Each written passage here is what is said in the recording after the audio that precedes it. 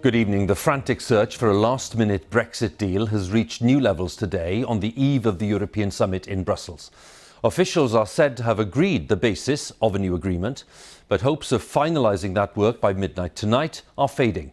The Prime Minister Boris Johnson has been trying to get Conservative Brexit supporters and Northern Ireland's DUP to back his revised plan for the future of Northern Ireland after Brexit. This report from our political editor Laura Kuenssberg does contain some flash photography.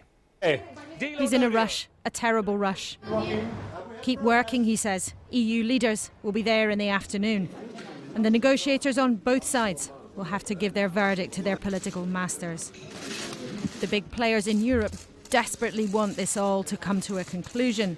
Everyone understands English, but nobody understands England. And these negotiations are taking part somewhere in this not very beautiful building.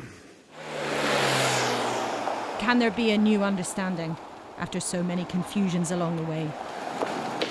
It matters most for the Prime Minister, who swept into office with the promise to fix this, his fate bound up with what happens next on Brexit.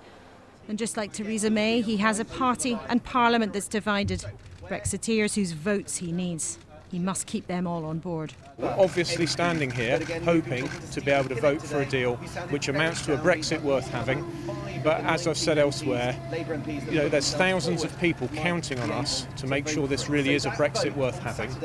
They've been in and out of number 10, just like earlier, the DUP, Johnson's Northern Irish allies. Well, we're continuing the discussions and no doubt we'll say something later on today.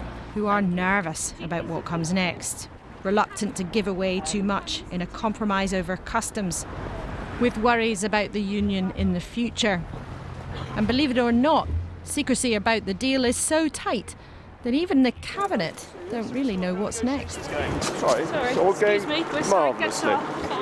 Well, you know as much as I do. I'm here rather than in Brussels, but we're hopeful that either way we'll be ready to leave.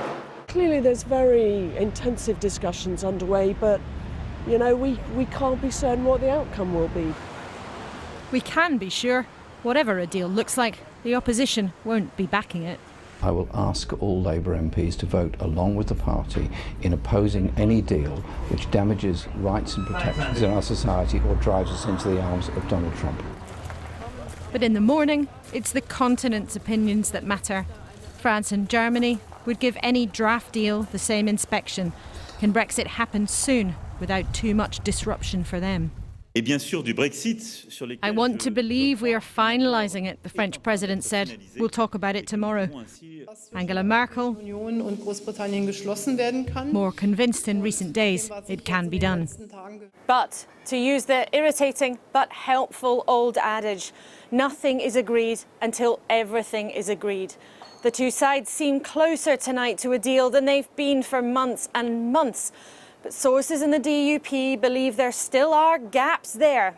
And if one thing goes wrong, it could all go wrong horribly and fast.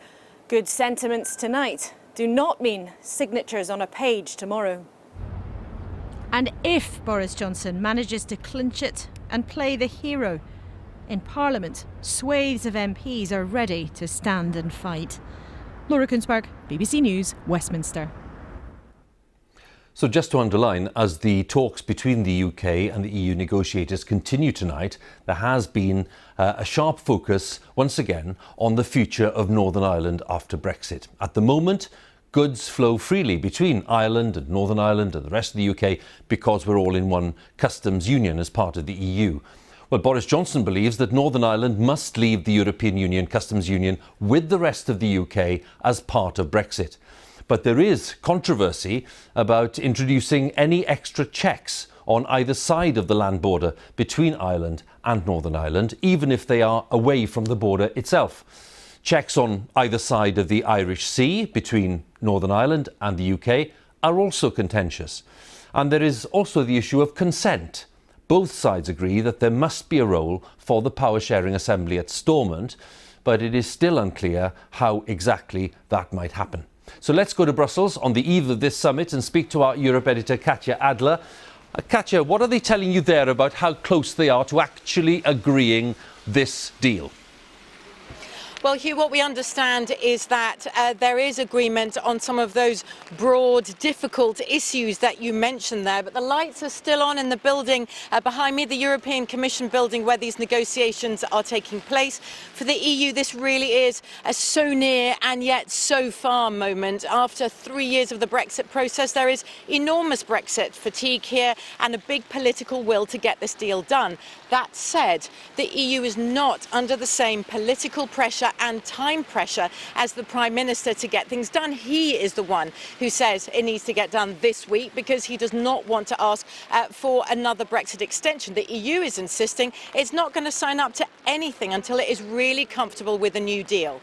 The Prime Minister meets EU leaders here in Brussels tomorrow. It's a regular summit, but I've been told if a new legal text, a new Brexit text appears in the next few hours here, that will be the first topic of discussion amongst the EU leaders tomorrow. And if they sign off on it, Hugh, they still won't breathe a big sigh of relief, and that's because they've been here before. Remember, just about a year ago, the EU signed off on another Brexit agreement with Theresa May that went on to be defeated several times in the House of Commons.